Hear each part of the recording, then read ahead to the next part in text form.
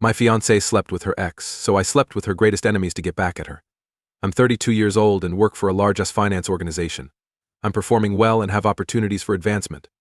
I had a terrific time speaking with the woman next to me during a conference 6 years ago. We spent the following several months dating and have been together ever since. She turned 30 a few days ago, but given how things turned out, there was no reason to contact her to wish her well. I asked her to marry me on her 29th birthday, and she said yes immediately.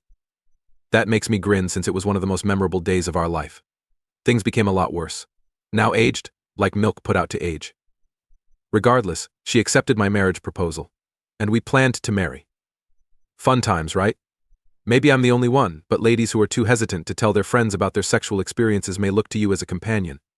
I've had this in both this and the previous 2 relationships. I believe most men don't want to know who their girlfriend, fiancé, or wife has slept with. When I have sex with a lady, I don't treat her differently. I told her I didn't want to hear her stories anymore after a few times, despite knowing a lot about her most recent ex. Hearing about ex-spouses getting acquainted with new people is okay. But please don't get physical. Chris was difficult to get along with, but he was excellent in bed. We had slept together and it made me question whether I was truly that good in bed. Perhaps fewer OS for me. Problems in the bedroom kept her in a poor mood. I had my reservations, but she was younger and less intelligent than me. I ignored it. This is critical knowledge for what I'm going to say. At first I heard a lot about Chris, but then nothing else. I assumed she was over him at that time, which was great with me. I hadn't heard much about him after 2 years. Now we'll come to the part after the engagement. Sandy, my fiancée, and I were making arrangements. We both come from good families. People have told me I'm out of touch, so my perspective may not be accurate, even if I wouldn't say my childhood was prosperous. Both ways. The parents had high hopes for something significant. It was wonderful among family and friends. There were no aunts or relatives I hadn't seen since I was a kid, but Sandy and everyone else wanted things to go smoothly. I let them win, and then gave up. Now the fun begins. Yes, here is where I messed up. But I'm trying to make a comedy out of it now. There were many gorgeous spots to select from, including a private beach, a 10,000-year-old cathedral, city hall, and so on. Fortunately, I stated I could find an event space in the city, but I was informed I lacked vision. I wouldn't fret over things that don't important. Sandy informed me that she was going to 3 places with a buddy, which was great with me. Anything you do not like. She and a companion sought for huge, bright outfits and catered festivities. After the day, she informed me that she and her buddy visited a few locations and particularly enjoyed an old church. She intended to see the same acquaintance again in a few days to ensure she felt the same way. I assured her that was all right because I was no longer concerned about the setting. In this example, I found nothing incorrect. Finally, she and her buddy returned to look at the place and thought it was ideal for her. We had to pay a fee within 30 days to reserve the day. Finally, I set the stage. Following then, everything proceeded smoothly for several weeks. We didn't spend a lot of money on wedding plans, but much was accomplished. I was fortunate that my wife had left her phone on the kitchen island when she signed for the box. From whence did I receive the message? Hello, Chris, sweetheart. I wanted to read her messages, but she immediately returned with the present she'd purchased. I wasn't sure whether it was the same Chris who called her babe. In some respects, I believe it would be worse. It must be her ex. I understood how to deal with my feelings because I understand how males are. He may be an ex who makes demands or uses sexual slurs and pet names. She could disagree with it. If she didn't know I knew, I could not wait to read more. After 10 days, her buddy picked her up, providing her the opportunity. Check out the floral patterns. She'd forgotten her phone, which was a good thing. She might return with her phone, but I would not pass up the opportunity. I took it and searched for Chris in her chat app. They spoke. They spoke a lot. There was chat about the wedding and other typical topics. Aside from wedding details, he stated we should return to the location because it was so gorgeous. I noticed he was with her. It now occurred to me that she had not named me. As usual, she did. She accompanied Chris, her ex-boyfriend, who was so fantastic in bed. But we hadn't spoken in years. This made me want to read more. Up to the good part. Lots of texting. Plenty. As explicit as possible. There were few photos, but the most of the content was written. I had to go a great distance to get there, but they were back at the old church by that time. After then, everything was good except for the pet names. I am not sure if they slept together. Because they were still conversing, she didn't feel horrible about what they did. She always kept the idiot's phone number ready. The door then became loose. I considered taking her phone away. I considered acting as if I wasn't doing anything, but what? I gave up on it. She was able to enter with her phone. Her eyes widened as soon as we touched, and she nearly sprinted towards me to inquire, "What are you doing?" as she joined me. When she noticed Chris on the phone, I looked up at her from where I was seated. She had difficulty speaking. She attempted to make her lips move. "Did you check my phone?" "Really? Do you mean this?" "Yes," I responded. She attempted to make me appear awful. I was upset over the comment, but I laughed it off. She moved away, which may have made me appear insane. I have no clue at all. I had no idea, I informed her. "When you signed for the package yesterday, your lover left a note. I examined your phone after receiving the message. Do not argue with me, I did this for a purpose. If things had gone your way, I would never have suspected you were cheating on me with Chris." She began to mutter and explain that things wasn't as it looked.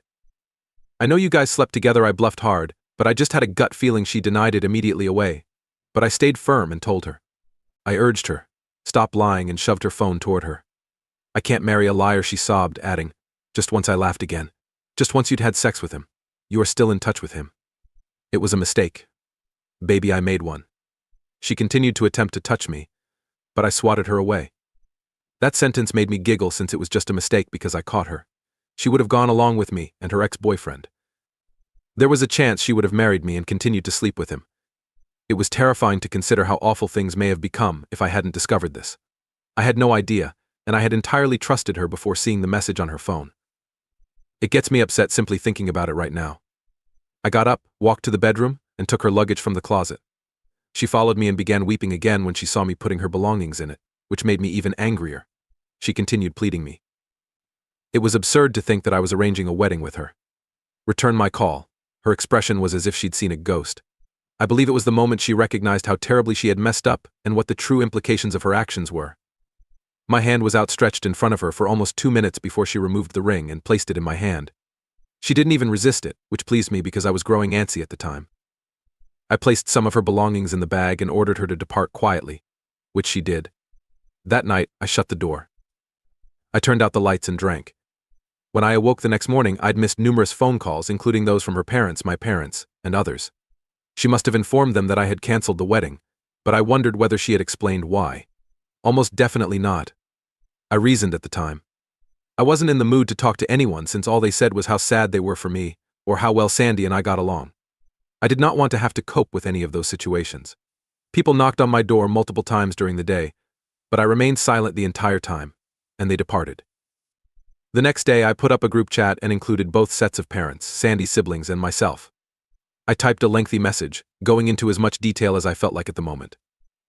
It didn't matter if she or my parents were present, they needed to know where I was coming from if they were to have any say in the soon-to-be-cancelled wedding. So yes, I told them everything. It was exhausting going over everything, but I did it. The group conversation remained silent for an hour.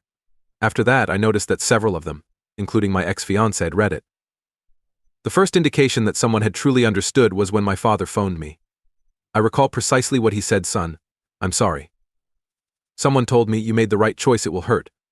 But it was the right choice that resonated with me because a weaker guy could have gone back to throwing up when the pain became too intense. But I never considered it." Whenever I thought about that statement during the day, I received calls and messages. I responded to some of them, while I disregarded others. Everyone had clearly understood the message. There was no use in discussing the news with me because my mind had already been made up. That was the last time we talked about our wedding preparations, and to my knowledge, her parents never tried to persuade me since I felt they had the foresight to see their daughter had made a huge mistake. But it wasn't enough for me. It actually wasn't. I had to make Sandy feel the same way I felt, since canceling an engagement was not a true sorrow for her, it was simply the result of her choices. The first thing I wanted to do was confront Chris. But I couldn't figure out how because I had no actual JT on him. I hoped Sandy would avoid him because he was the source of all her shame and sorrow. After all, her close relatives knew she was an unfaithful hoe, so that was satisfying. It might have been helpful if I had come here to seek for advice on how to get back at Chris, but honestly, my mind was not in the proper place at the moment, and I hope you understand that. So, despite my reservations, I let him leave. However, the true person I needed to get back at was Sandy, and I had a strategy. Here is the issue: we weren't. At this point, I could sleep with anyone, including her sister. Sorry, I didn't intend to, I was only making a point. I wanted to make sure it hurt her severely. I could either sleep with the individual she loves or dislikes the most. If our relationship had failed, all of her closest friends would have known, and it would have been difficult for me to deal with. But the individual she despises would be a different type of evil. If you're reading this, consider how you'd feel if your partner slept with that unpleasant man at work that you despise. It would increase your hatred for him, but it would also cause you great pain. I had to go. I attempted to recall the names of certain female Kia workers that my wife had frequently complained about. At the top of the list was Sophia, whom she despised because she felt she was everything, which was probably girl speak for feeling intimidated by her. I was eager to find out whether this meant she was hot. There was also Melissa, a college classmate. They used to be friends, then Melissa slept with one of my ex-fiance's ex-partners, resulting in a massive argument, and Sandy has loathed her ever since. Finally, I could recall Toki, a Japanese girl. Sandy added, I hate her because she acts so cute and men drool over her like fools. My list included a few more names, but I either couldn't do enough research to discover them online or couldn't find them at all. Sophia was easy to discover because she works at the same place as me, which made LinkedIn quite useful. From there, I found her Instagram account and messaged her. I use Instagram a lot, and I'm not trying to brag, but it's a really enticing website for those who enjoy slightly expensive lifestyles. I wore a lot of interesting clothing, my Audi appeared a few times, and I mentioned a couple vacations I'd gone. When I followed Sophia, she followed me back within minutes, and I messaged her. I used my typical smooth banter, and it was evident she liked me. We chatted for another day, and she agreed to a date. I took numerous shots of her and with her, and I made sure she looked amazing in each one. Melissa was the next person. At this time, I was aware that I was going to go to great lengths to get retribution, but I was determined. Melissa resided 2 states away, yet I still messaged her on Instagram. The difficulty was that she identified me, something I had not anticipated. My wife and Melissa hadn't communicated, but Melissa must have periodically checked in on her life out of spite, because I appeared on my wife's social media pages. I was caught out, so I went the honest route. I informed Melissa I had ended my relationship with Sandy, and she responded, "Good, I hated her." The following message stated, "Oh, I'm sorry, I know you must still love her." I told Melissa I didn't, and I was seeking for someone to share my disdain with. She began a phone conversation with me immediately following that message. We chatted about my ex-fiancé, and I told Melissa I want to get back at her. Melissa, who was obviously a serial homewrecker, responded, "You could sleep with me at this point." I could see why Sandy despised her back then, but it worked out for me. Setting up the date was simple. I traveled out on a weekend, and Melissa and I went bowling and touring in her city, where I snapped several photographs for my secret objectives. We then went to her place and had a nice time, and she even allowed me to shoot some extremely suggestive photos of her. Apparently their hatred was more intense than I had imagined. Finally, it was time for Toki. I was fortunate to locate her on Tinder. I had no idea what she looked like, and the name Toki was uncommon where I lived, so I wrote her a message immediately. It took 3 dates for anything to happen, but I had my photos shot with her permission. It took precisely 6 weeks to do all of this, and I'm not going to lie, I truly considered myself a psychopath for going to all of that work to retaliate against someone, but I knew I'd feel a lot better at the end, so I ignored those ideas. I texted Sandy unexpectedly one day, and it took her a long time to respond, but she did. We made some awkward small conversation, and I told her I wanted to meet up but didn't specify what. I told her we had to meet in 3 hours just to keep her wondering. No, we weren't getting back together, but she probably believed we were. Finally, the moment had come, and I met her in a park. She arrived before I did, which was not surprising given how slowly I had gotten dressed. She arose to embrace me, and I accepted. It was simpler to raise her hopes if I wasn't too chilly. We exchanged some bland niceties before I got out my phone and gave her a load of media. I instructed her to look at them. The first face she saw was Sophia, and she questioned, "Why are you showing me this?" Before I could respond, she scrolled to the... I casually mentioned to her that she was a lot of fun to be around, but tears welled up in her eyes as she continued to gaze. Then she noticed Melissa. The first video shows me bowling with Melissa, followed by the more graphic one. She watched the movie loop 3 times before I informed her. None of these women were as bad as you made them seem. In fact, they were all a lot better than you, especially where it mattered the most. She burst into tears. She stood up and began hurling obscenities at me. She continued pointing her finger at me fiercely, and I worried whether she was about to beat me. However, she continued to yell and point her finger at me. I wasn't paying attention since I was enjoying the way she shook in rage. She added, "You made it seem like you're a saint, but you're worse than me." I stopped her and told her, "Really, you can only be mad at yourself, Sandy. This is just what you deserve." She started crying again, this time looking really shattered. That was enough for me. Seeing that expression was enough. I completed what I needed to do and felt accomplished. I haven't heard from her since, not even when she turned 30, and to be honest, I prefer it that way. I'm not sure whether this is valuable advice to anyone, but I don't believe any lady is beyond cheating. That's what I assumed about my ex-fiancé, and I was mistaken. If you can sign a prenuptial agreement, please do so, since I was fortunate to be able to leave my circumstances before being married. This is all I have to say. Always be on the alert. If you need to check their phone, do it, especially if you have cause to suspect they are cheating on you. It is hardly worth living with someone who makes you doubt your trustworthiness. I got out of my circumstance, and I hope all of you younger and older men do as well. In the first place, your response to learning of your fiancé's infidelity is both startling and weirdly humorous. Most people would have been upset, yet you laughed it off as if it was just another. Then your vengeance plot takes off, and it's something else. I mean, hitting on 3 women your ex-girlfriend despises is the ultimate form of retaliation. You know the saying, keep friends close and foes closer. What do you think of the AITA's retribution plans?